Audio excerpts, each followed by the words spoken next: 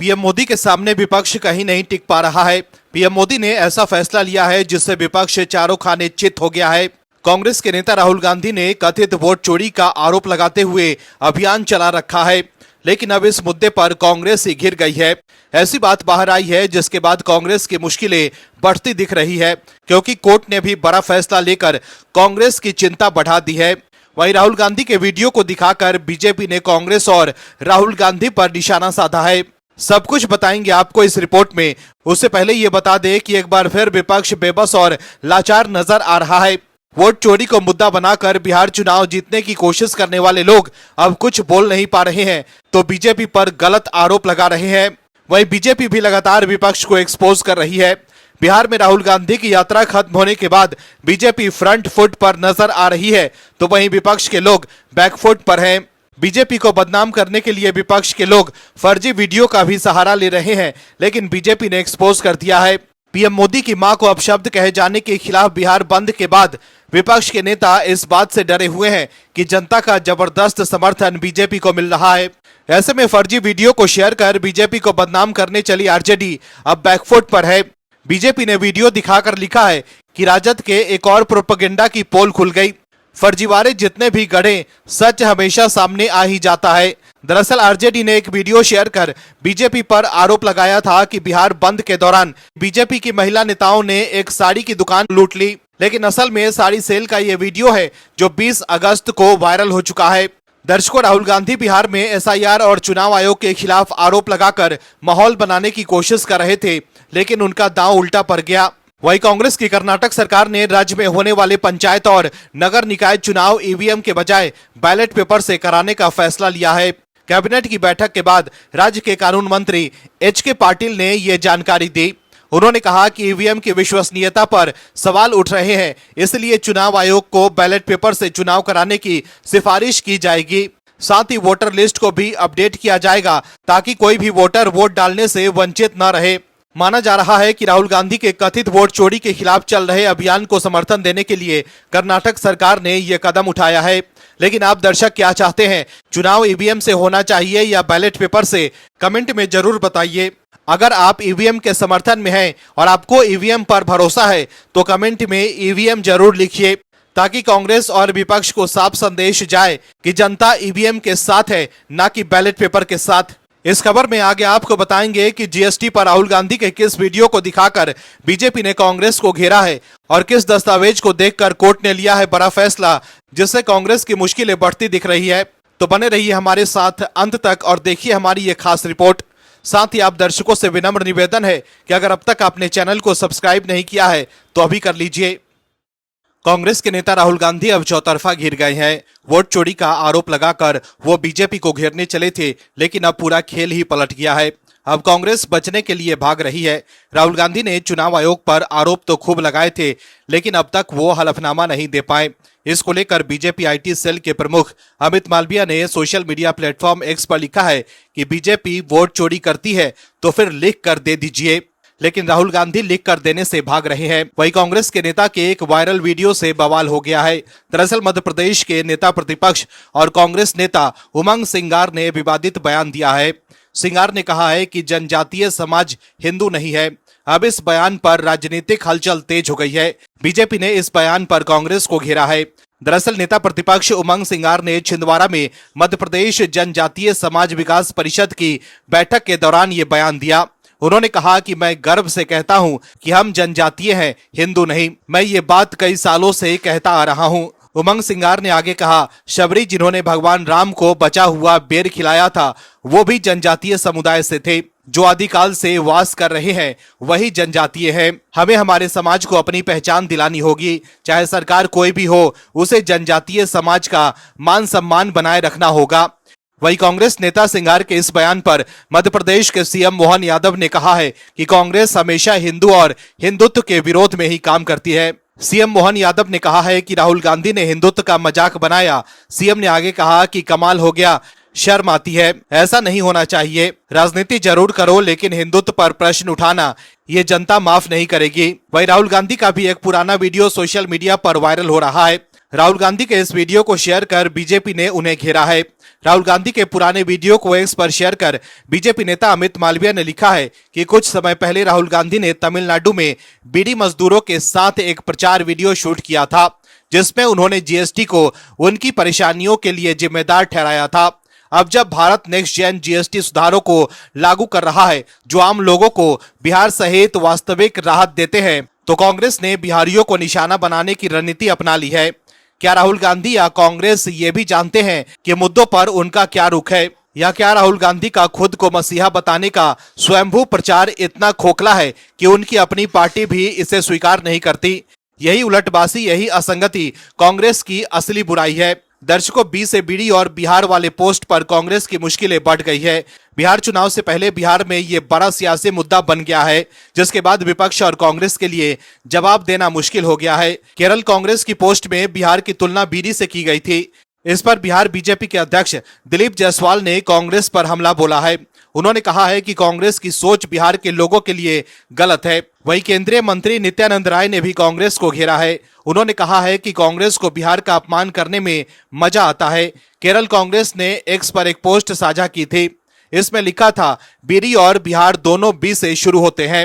विवाद होने के बाद इस पोस्ट को हटा दिया गया। दर्शकों, कांग्रेस हर तरफ से घिरी हुई है। जेल में बंद मंत्रियों और मुख्यमंत्रियों को हटाने से जुड़े बिलों पर संयुक्त संसदीय समिति यानी जेपीसी बनाने की बात चल रही है। एनडीए सरकार इस बारे में कांग्रेस से लगातार बात कर रही है कि कौन सांसद इस समिति में शामिल होंगे, लेकिन कांग्रेस ने अभी तक कोई नाम नहीं दिया है। ऐसा लग रहा है कि कांग्रेस पर दबाव है, क्योंकि उसके कुछ सहयोगी दल इस जेपीसी का बहिष्कार कर रहे हैं। विपक्षी दलों के बहिष्कार की संभावना के बीच संसद ने अभी तक 31 सदस्यीय जेपीसी को अधिसूचित नहीं किया है, जिसे लोकसभा ने 20 अगस्त को 3 बिल भेजे थे। दर्शकों, एक तरफ तो कांग्रेस के नेता और राहुल गांधी हर मुद्दे पर राजनीति करने में लगे हुए हैं, लेकिन दूसरी तरफ पीएम मोदी दुनिया में भारत के लिए लड़ रहे हैं। दुनिया में पीएम मोदी की ताकत देख डोनाल्ड ट्रंप भी अब बैकफुट पर नजर आ रहे हैं। एससीओ समिट के बाद अकेले पड़े अमेरिकी राष्ट्रपति डोनाल्ड ट्रंप का दर्द अब एक पोस्ट के जरिए सामने आया है। ट्रंप ने अपने social media platform truth social पर लिखा है कि भारत और रूस से अमेरिका के रिश्ते खत्म होते नजर आ रहे हैं। ट्रंप का कहना है कि अब ये देश चीन के करीब जाते नजर आ रहे हैं। ट्रंप ने लिखा है कि लगता है कि हमने भारत और रूस को कुटिल चीन के हाथों खो दिया है। ईश्वर करे उनका भविष्य लंबा और समृद्ध हो। ट्रंप ने इस पोस्ट के साथ एससीओ समिट की एक तस्वीर भी साझा की है, जिसमें पीएम नरेंद्र मोदी, रूसी राष्ट्रपति व्लादिमीर पुतिन और चीनी राष्ट्रपति शी जिनपिंग एक साथ नजर आ रहे हैं। ट्रंप का इशारा साफ था कि वो मानते हैं कि भारत और रूस अब अमेरिका की बजाय चीन के साथ खड़े हैं। 2024 के लोकसभा चुनाव के बाद जो लोग ये कह रहे थे कि मोदी मैजिक ढलान पर है, वह पीएम मोदी की सियासी ताकत देखकर हैरान है।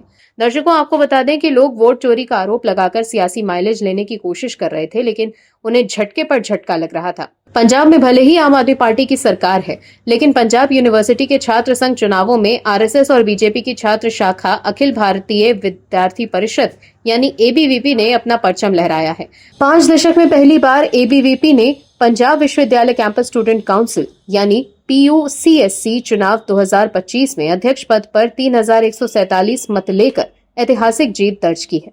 नए अध्यक्ष गौरव वीर सोहल ने जीत के बाद ये कहा कि ये विजय केवल मेरी नहीं बल्कि पंजाब विश्वविद्यालय के हर उस विद्यार्थी की जीत है जिसके बदलाव और सकारात्मक राजनीति पर विश्वास जताया। मैं उन सभी सहयोगियों और एचएसआरए छात्र संगठन का भी सहृदय से धन्यवाद करता हूं, जिन्होंने एबीवीपी के साथ कंधे से कंधा मिलाकर इस चुनाव में छात्रहित की मशाल को जलाया। एबीवीपी ने पिछले 5 दशकों में पहली बार अध्यक्ष पद पर जीत हासिल कर इतिहास रचा। ये पहली बार है कि बीजेपी के समान छत्रछाया में आरएसएस की शाखा एबीवीपी ने पीयू में डायरेक्ट चुनाव शुरू होने के बाद से अध्यक्ष पद पर जीत हासिल की। राष्ट्रीय दलों की अन्य छात्र शाखाओं कांग्रेस की भारतीय राष्ट्र छात्र संघ यानी एनएसयूआई, पंजाब की सत्तारूढ़ आम आदमी पार्टी के association of student of alternative politics यानी एएसपी और शिरोमणि अकाली दल की स्टूडेंट ऑर्गेनाइजेशन ऑफ इंडिया का इस बार खराब प्रदर्शन रहा। पिछले साल एनएसयूआई के एक बागी ने चुनाव जीता था। आम आदमी पार्टी की छात्र शाखा ने 2022 में जीत हासिल की थी। वहीं बीजेपी नेताओं ने एबीवीपी की इस जीत को ऐतिहासिक बताते हुए इसे पंजाब की राजनीति में आने वाले बदलाव का संकेत माना। बीजेपी के राष्ट्रीय महासचिव तरुण चुग और प्रदेश अध्यक्ष सुनील झाकड़ ने जीत पर बधाई दी, जबकि वरिष्ठ नेता विनीत जोशी ने कहा कि ये 2027 के विधानसभा चुनावों में भाजपा के लिए सकारात्मक संदेश है। बीजेपी के वरिष्ठ नेता और पार्टी के नेशनल जनरल सेक्रेटरी तरुण चुग ने एक्स पर लिखा कि ऐतिहासिक विजय, पंजाब विश्वविद्यालय में पहली बार एबीवीपी ने इतिहास रच दिया। गौरववीर सोहेल अध्यक्ष चुने गए, जो कि एक नई शुरुआत है। ये जीत सिर्फ एक उम्मीदवार की नहीं बल्कि विचारधारा, राष्ट्रवाद और छात्र शक्ति की है। दर्शकों, पंजाब में एबीवीपी की इस जीत ने साफ कर दिया है कि जो लोग वोट चोरी का आरोप लगा रहे हैं उन्हें जनता ने करारा जवाब दिया है। पंजाब विश्वविद्यालय के चुनाव में एबीवीपी की जीत से साफ है कि देश के युवा बीजेपी के साथ हैं और बीजेपी का जनाधार लगातार बढ़ता जा रहा है। राहुल गांधी वोट चोरी का आरोप तो लगा रहे हैं, लेकिन उनकी पार्टी की लगातार करारी हार हो रही है। ऐसे में उनके वोट चोरी के इस मुद्दे की हवा जनता ने निकाल दी है, क्योंकि पंजाब जहां आम आदमी पार्टी की सरकार है, लेकिन वहां भी बीजेपी का परचम लहरा रहा है।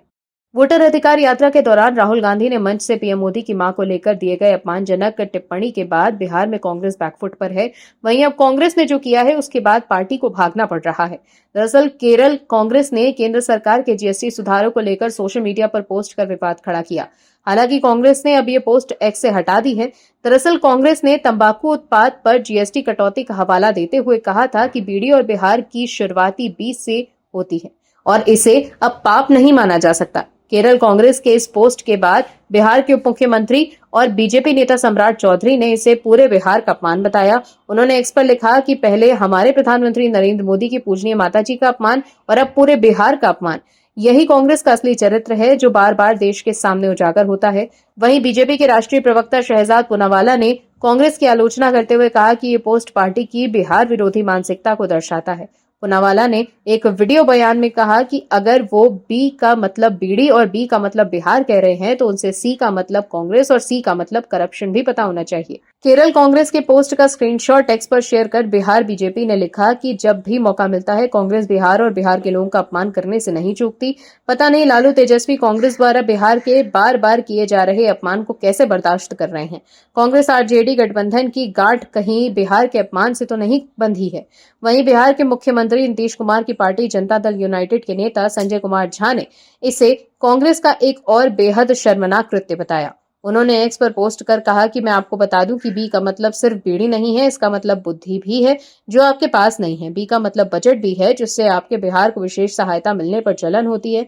राज्यसभा सांसद ने कहा कि बिहार का मजाक उड़ाकर कांग्रेस ने न केवल एक बार फिर बिहार की जनता का अपमान किया है बल्कि देश और लोकतंत्र के गौरवशाली इतिहास का भी अपमान किया है। दर्शकों, बिहार चुनाव से पहले राहुल गांधी वोट चोरी का आरोप लगाकर जनता को अपने पाले में कर रहे थे, लेकिन अब यात्रा खत्म होने के साथ ही पार्टी बैकफुट पर है। केरल कांग्रेस के इस ट्वीट ने कांग्रेस को बिहार में मुश्किल में फंसा दिया है। ऐसे में राहुल गांधी की यात्रा के बाद कांग्रेस बिहार में और बेबस है। राहुल गांधी की मां और कांग्रेस की पूर्व अध्यक्ष सोनिया गांधी की भी मुश्किलें बढ़ गई हैं। दरअसल कांग्रेस नेता सोनिया गांधी के खिलाफ दिल्ली की एक अदालत में एफआईआर दर्ज करने की मांग की गई है। इस संबंध में याचिका दायर की गई जिसमें कहा गया कि सोनिया गांधी का नाम भारतीय नागरिक बनने से 3 साल पहले तक मतदाता सूची में जुड़ा था।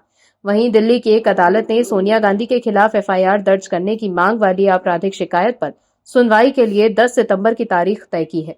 इस शिकायत में आरोप लगाया गया है कि सोनिया गांधी का नाम भारतीय नागरिक बनने से पहले मतदाता सूची में था। वकील विकास त्रिपाठी ने यह शिकायत दर्ज कराई है। मामले में सीनियर एडवोकेट अनिल सोनी और पवन नारंग ने एसीजेएम वैभव चौरसिया के समक्ष दलील दी। वकील विकास त्रिपाठी का कहना है कि सोनिया गांधी का नाम 1980 में नई दिल्ली की मतदाता सूची में था, जबकि उन्हें भारतीय नागरिकता 30 अप्रैल 1983 को मिली थी। उनका आरोप है कि ये जनप्रतिनिधित्व कानून 1950 की धारा 16(1)(a) का उल्लंघन है। इस धारा के अनुसार जो लोग भारत के नागरिक नहीं हैं, वो मतदाता के रूप में पंजीकृत नहीं हो सकते। शिकायतकर्ता के वकील परम नारंग ने कहा है कि सोनिया गांधी का नाम 1982 में मतदाता सूची से हटा दिया गया था। फिर 1983 में राजीव गांधी से शादी के बाद नागरिकता मिलने पर इसे फिर से जोड़ा गया। नारंग ने कहा कि अगर सही प्रक्रिया का पालन किया गया होता तो 1982 में उनका नाम हटाने का कोई कारण ही नहीं था। वकील ने यह भी कहा कि इस मामले में दिल्ली पुलिस से भी शिकायत दर्ज की गई थी, लेकिन कोई भी कार्रवाई नहीं हुई, जिसके चलते उन्हें कोर्ट का दरवाजा खटखटाना पड़ा। उन्होंने इस बात पर जोर दिया कि ये मामला राजनीतिक नहीं बल्कि कानून के दायरे में आता है, जिसके लिए पुलिस की जांच जरूरी है। वहीं अतिरिक्त मुख्य न्यायिक मजिस्ट्रेट वैभव चौरसिया ने 230 पेज की शिकायत देखने के बाद सुनवाई की तारीख तय की। शिकायत में सोनिया गांधी और आईपी स्टेट पुलिस स्टेशन के एसएचओ को भी शामिल किया गया है। शिकायतकर्ता के वकील का आरोप है कि सोनिया गांधी ने जालसाजी की और एक सरकारी संस्था को धोखा दिया। 19 अगस्त को कोर्ट ने शुरुआती बहस सुनी थी और कहा था कि उसे शिकायत को समझने के लिए और समय चाहिए। वहीं इससे पहले अमित मालवीय ने भी एक्स पर 1980 की मतदाता सूची की कॉपी शेयर की थी, जिसमें नई दिल्ली संसदीय क्षेत्र के सफदरजंग रोड स्थित पोलिंग स्टेशन नंबर 145 की मतदाता सूची में इंदिरा गांधी, राजीव गांधी, संजय गांधी, सोनिया गांधी और मेनका गांधी का नाम शामिल था। अमित मालवीय ने कहा था कि भारत की मतदाता सूची के साथ सोनिया गांधी का रिश्ता चुनावी कारणों में घोर उल्लंघनों से भरा पड़ा है। शायद यही कारण है कि राहुल गांधी अयोग्य और अवैध मतदाताओं को नियमित करने के पक्षधर हैं और एसआईआर का विरोध करते हैं। कुल मिलाकर देखें तो राहुल गांधी द्वारा एटम बम फोड़ने के बाद कांग्रेस के नेताओं को लेकर ही खुलासे हो रहे हैं, जिसके बाद पार्टी के लिए जवाब देना मुश्किल हो गया है। आप दर्शकों से विनम्र निवेदन है कि चैनल को सब्सक्राइब जरूर करें